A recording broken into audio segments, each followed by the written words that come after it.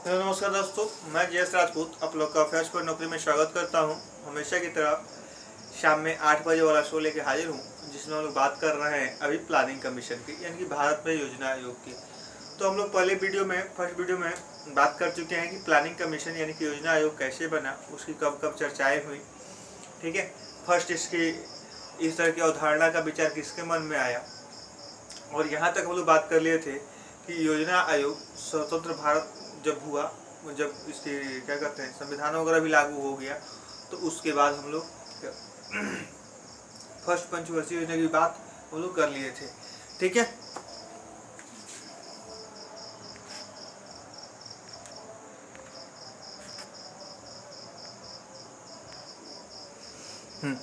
तो हम लोग बात कर लिए थे। तो आज हम लोग बात करने वाले हैं तृतीय पंचवर्षीय योजना की, द्वितीय पंचवर्षीय योजना की, तृतीय पंचवर्षीय योजना की, योजना अवकाश की, ठीक है, और चौथी पंचवर्षीय योजना की। तो हम लोग इन चारों सबकी बात करेंगे एक एक करके। उससे पहले आप अगर चैनल पर नए देख रहे हैं तो चैनल को सब्सक्राइब नहीं किए तो सब्सक्राइब कर दीजिएगा और अपने दोस्तों में शेयर कर दीजिएगा। ठीक है, आज ये वीडियो बहुत ही इंटरेस्टिंग है और आपके एग्जाम के पॉइंट ऑफ व्यू से बहुत ही इंपॉर्टेंट है। ठीक है, यह वीडियो आपको बैंक में तो खासकर नहीं मैं कह पाऊंगा कि बैंक में पूछा जाएगा, बट एसएससी एनटीपीसी, ठीक है, एसएससी हो चाहे एनटीपीसी रेलवे हो या यूपीएससी तक, बीपीएससी यूपीएससी का लेवल तो थोड़ा सा टफ रहता है, बट उसके बेसिक्स जो प्री लेवल के एग्जाम्स होते हैं उसमें तक ये पूछा जाएगा। ठीक है, तो हम लोग बात करते हैं कि थोड़े से अपने लेवल को बढ़ाते हैं। ठीक है, बहुत दिन करंट पढ़ा लिए और बहुत दिन बच्ची वाली जिंदगी जी ली। ठीक है, तो थोड़ा सा अपने लेवल को बढ़ाते हैं और चलते हैं। हम लोग बात करते हैं योजना आयोग सेकंड डे और सेकंड पंचवर्षीय योजना यानी कि द्वितीय पंचवर्षीय योजना या सेकंड 5 ईयर प्लान। जो दूसरा 5 साल का प्लान बनाया गया उसमें क्या क्या टारगेट रखा गया और कैसे इसको पूरा किया गया। तो फर्स्ट ईयर में हम लोग बात कर चुके हैं कि 1951 से 56 था, 1951 से 56 था, और दूसरा 56 से, सीधी सी बात है कि जब 56 खत्म हो गया तो 56 से क्या होगा, 61 होगा। तो यहाँ आप लोग दिमाग में मत लगाइएगा कि 51 से 56 तो वहां तक पूरा कवर कर रहे, फिर 56 से 61 कैसे जा रहे हैं। ठीक है, तो भारत का जो फाइनेंशियल ईयर होता है क्या होता है, 1 अप्रैल से 31 मार्च होता है, तो उससे 56 और 61 ऐसे अप डाउन होगा, तो उसके लिए आप लोग ध्यान रखिए। ठीक है, तो यहाँ से फर्स्ट क्वेश्चन बनता है कि इस किसके मॉडल पे आधारित था, द्वितीय पंचवर्षीय योजना किस मॉडल पे आधारित था, किनके द्वारा इसका प्रारूप बनाया गया, किसके नाम पे रखा गया। तो इनका नाम है, बहुत ही प्यारा नाम है, पीसी महालनोबिस, पीसी महालनोबिस। ठीक है, महालनोबिस इनका नाम है।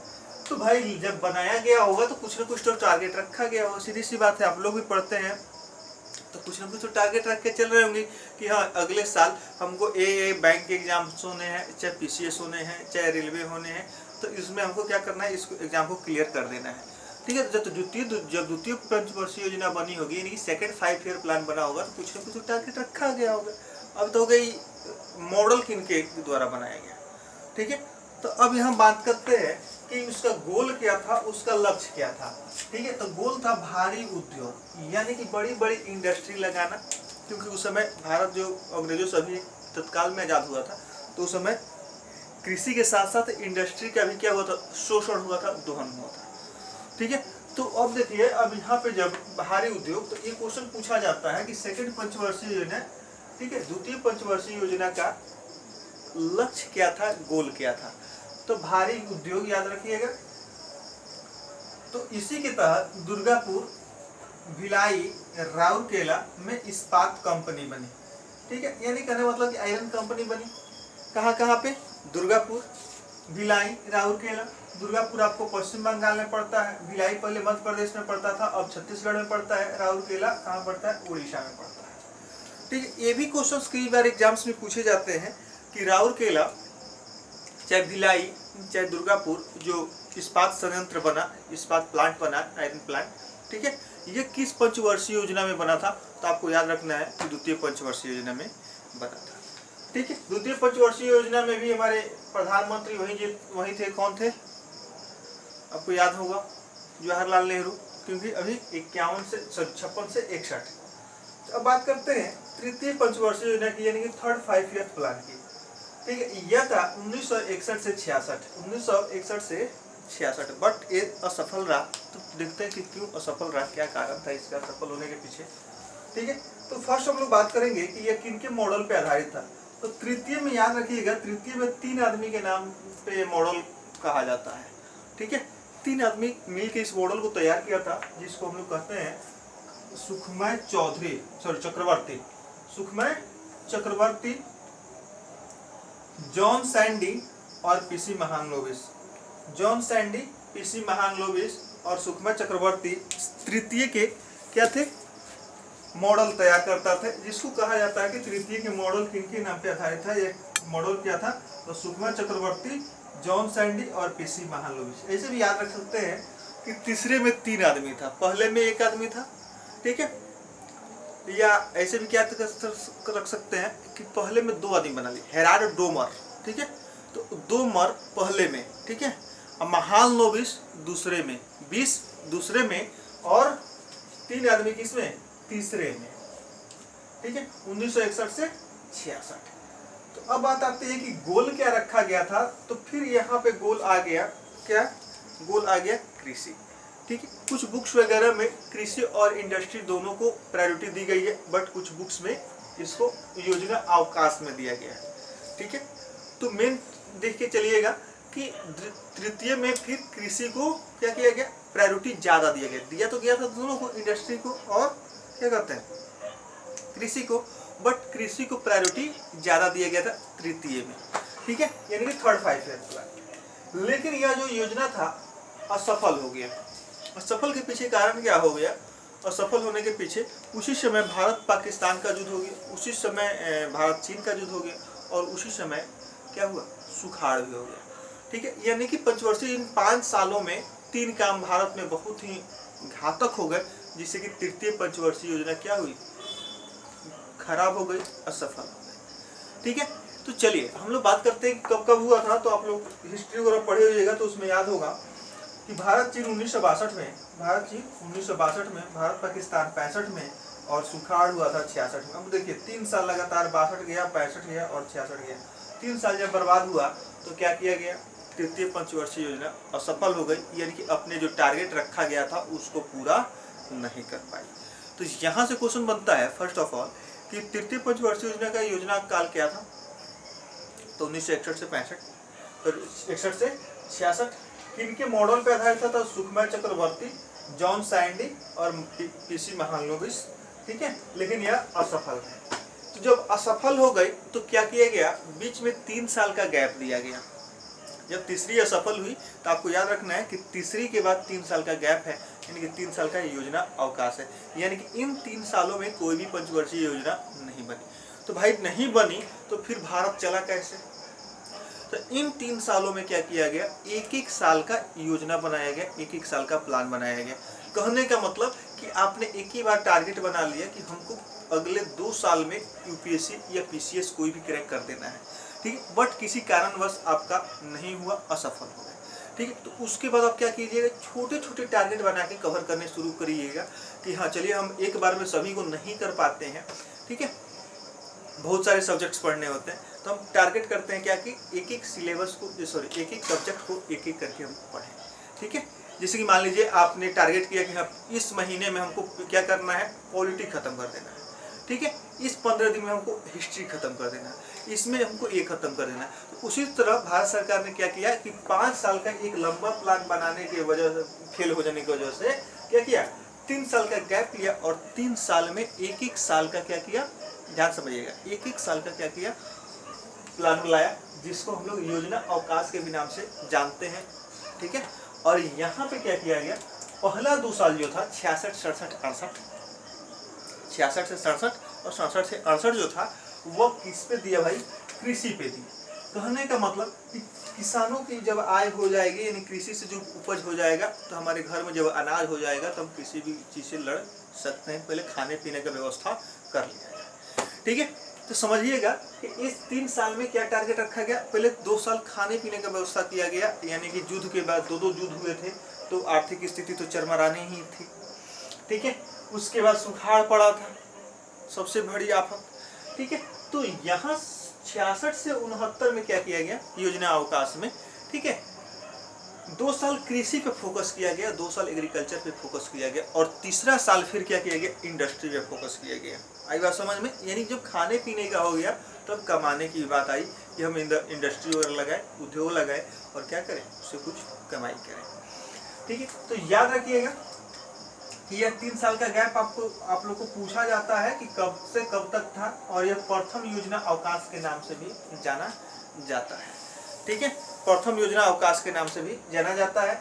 इसको बहुत सारे बुक्स में 1 ईयर प्लान के भी नाम से जाना जाता है, याद रखिएगा 1 ईयर प्लान के नाम से भी जाना जाता है, ठीक है। यानी कि योजना अवकाश रहा तो उसको छुट्टी नहीं छोड़ा गया, ठीक है, 1-1 साल का प्लान बनाया गया जिसमें 2 साल कृषि पे और तीसरा साल इंडस्ट्री पे। इसी बीच में क्या हुआ कि भारत में हरित क्रांति का उदय हुआ जिसके जनक एम स्वामीनाथन को माना जाता है, ठीक है। इसी 67-68 के बीच में, ठीक है, 66-67 के बीच में जो कृषि पे भारत का फोकस हुआ, उसी में भारत में हरित क्रांति का जन्म हुआ जिसके जनक किनको माना जाता है एम स्वामीनाथन को,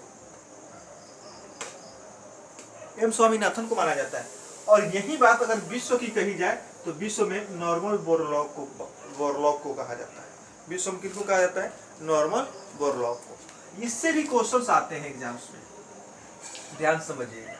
भारत में हरित क्रांति के जनक कौन थे? एम स्वामीनाथन, ठीक है। दूसरी बात करते हैं कि विश्व में हरित क्रांति के जनक कौन थे? नॉर्मन बोरलॉग, ठीक है। दूसरी बात आएगी, एक और क्वेश्चन पीसीएस लेवल में पूछा जाता है, ठीक है, कि हरित क्रांति योजना अवकाश में हुई थी या तृतीय पंचवर्षीय योजना में, ठीक है। तो आपको याद रखना है अगर योजना अवकाश का बात किया जाएगा तो योजना अवकाश में नहीं तो तृतीय पंचवर्षीय योजना में आंसर होगा, ठीक है। ये पीसीएस लेवल के एग्जाम में पूछा जाता है, यह नॉर्मल एसएससी एनटीपीसी में, बट मेरा काम है कि आप लोगों को हायर से हायर प्रोवाइड कराना, ठीक है। भले ही बोर्ड छोटा है, उम्र छोटी है, बट ठीक है, प्रयास मेरी पूरी है, ठीक है। चलिए तो हम लोग बात करते हैं अब तृतीय पंचवर्षीय योजना के बाद 3 साल का जो गैप था उसको भी हम लोग पूरा कर लिए। फिर कुछ स्थिति सुधार हुई तो फिर हमने क्या किया, लंबा टारगेट बनाया, यानी कि 5 साल का प्लान बनाया। इस 5 साल के प्लान में आया कौन? तो चौथी यानी कि 4th 5 ईयर प्लान, ठीक है। चौथी पंचवर्षीय योजना आई तो 1969 से 1974, ठीक है, 1969 से 1974। अब यहाँ क्या किया गया, इसका मॉडल क्या रखा गया, ठीक है। इसका कुछ न कुछ ढांचा प्रारूप रखा गया होगा, किनके नाम पे रखा गया? तो ये रखा गया आगम निर्गम यानी कि इनपुट आउटपुट पे, आगम निर्गम इनपुट आउटपुट पे, ठीक है। लक्ष्य क्या रखा गया? आत्मनिर्भर भारत, आत्मनिर्भर बनाने की भारत को बात की गई। अब देखिए, अभी आप लोग सुन रहे होंगे लॉकडाउन में कि आत्मनिर्भर भारत को बनाएंगे हम, ठीक है। ये कोई नया काम नहीं है, ये तो हमारे अब जो पढ़े होंगे उनको तो याद होगा कि भाई ये तो 69 से 74 में ही कहा गया था। यानी कि यह कहने का मतलब कि चौथी पंचवर्षीय योजना में ही कहा गया था, लेकिन आप 2020 में इसकी चर्चा कर रहे हैं, ठीक है। तो प्लान वही है, बस थोड़ी सी उस पर क्या कहा जाता है, थोड़ी सी पेंट प्लास्टर करके नए ढंग से प्रस्तुत किया जा रहा है, बाकी कुछ नया नहीं हो रहा है, ठीक है। तो हम लोग अब बात कर रहे हैं चौथी पंचवर्षीय योजना की 1969 से यानी कि 1969 टू 1964, ठीक है, जिसका मॉडल था आगम निर्गम यानी कि इनपुट आउटपुट, और लक्ष्य क्या रखा गया? आत्मनिर्भर भारत, यानी कि जो भी, अब देखिए आप कृषि बना लिए, इंडस्ट्री बना लिए, ठीक है। इसके बाद अब हम आत्मनिर्भर बनेंगे, यानी कि हमारे पास अपना इनपुट कच्चा माल भी तैयार हो रहा है कृषि से, ठीक है। और उसके बाद अब कंपनी भी लगा दी है, ठीक है, जैसे कि शुगर फैक्ट्री है, जैसे कि क्या कहते हैं कॉटन मिल है, ठीक है। तो ये तो नॉर्मल हमारे खेती से आ जाता है, ठीक है। गन्ना हमारे खेत से आता है और मिल से क्या हुआ, शुगर बन के आ गई, ठीक है। कपास हमारे खेत से आता है और कपास से क्या बन गए, कपड़े बन गए। इस तरह के इंडस्ट्री वगैरह, आयरन वगैरह जो थे हमारे माइनिंग से निकल जाते थे और उसको क्या किया, हम नया कर दी, ठीक है। इसी बीच में चौथी पंचवर्षीय योजना में ही क्या हुआ था, थोड़ा सा जो हमारे गल्फ कंट्रीज हैं वो थोड़ा सा अपना रंग राइट कर लिए थे, ठीक है। तो उसको हम लोग बाद में बात करेंगे। तो आपको याद रखना है चौथी पंचवर्षीय योजना 1969 से 1974 तक थी। इसका मॉडल क्या था? आगम निर्गम, इनपुट आउटपुट। लक्ष्य क्या रखा गया? आत्मनिर्भर भारत। ठीक है, अब इसमें काम क्या हुआ? तो इसरो बना इसी बीच में। ठीक है, 14 बैंकों का नेशनलाइजेशन हुआ इसी बीच में। ठीक है, बफर स्टॉक बना इसी बीच में। अब परिवार नियोजन नियंत्रण भी शुरू हुआ इसी। ठीक है, अरे प्लान बहुत सारे काम हो गए, तो इसरो सक्सेस हो गया, बैंकों का नेशनलाइजेशन सक्सेस हो गया, बफर स्टॉक भी सक्सेस हो गया। जिसमें बफर स्टॉक का मतलब आप समझ सकते हैं कि वो FCI, यानी कि जो किसानों की जो फसल होगी उसको सरकार खरीद के अपने पास रखेगी और क्या करेगी, और समय पड़ने पर अंत्योदय वगैरह के माध्यम से प्रोवाइड कराएगी। ठीक है, इसमें अंत्योदय अभी नहीं आया था। ठीक है, अगले पंचवें में अंत्योदय आया। ठीक है, तो हम लोग आगे बात करेंगे। तो आप लोग को याद रखना है कि इसरो की स्थापना किस पंचवर्षीय योजना में? चौथी में। 14 बैंकों का नेशनलाइजेशन किसमें? चौथी में। बफर स्टॉक किसमें? चौथी में। और परिवार नियोजन पर नियंत्रण करने के लिए, यानी परिवार जनसंख्या पर नियंत्रण करने के लिए पहली बार कदम भी उठाया गया था चौथी पंचवर्षीय योजना में। आपको याद रखना है। चलिए, लेकिन यह भी क्या रहा, लास्ट में जाके असफल हो गया, क्योंकि जो गल्फ कंट्रीज थी ऑयल प्रोडक्शन वाली, ठीक है, वो सब अपना यूनियन बना ली और तेल सस्ते जो मिलते थे वो महंगे मिलने लगे। ठीक है, और विदेशों से थोड़ा सा ऋण वगैरह भी महंगे हो गए, जिसकी वजह से ये भी योजना क्या हो गई? असफल हो गई। ठीक है, तो आज के लिए वैसे इतना ही। आप लोग हंसते मुस्कुराते रहिए और आपका एग्ज़ाम अच्छे से जाए। ठीक है, और साथ ही साथ मुझे मैं आप लोग से इजाज़त लूँगा, और इजाज़त लेने से पहले याद दिला दूँ कि चैनल पर नए देख रहे हैं तो सब्सक्राइब नहीं किए हैं तो सब्सक्राइब कर दीजिएगा और अपने दोस्तों में शेयर कर दीजिएगा। थोड़ी सी आज आवाज़ की अभी डिस्टर्बेंस चल रही होगी। ठीक है, तो दीजिए मुझे इजाज़त और जय हिंद।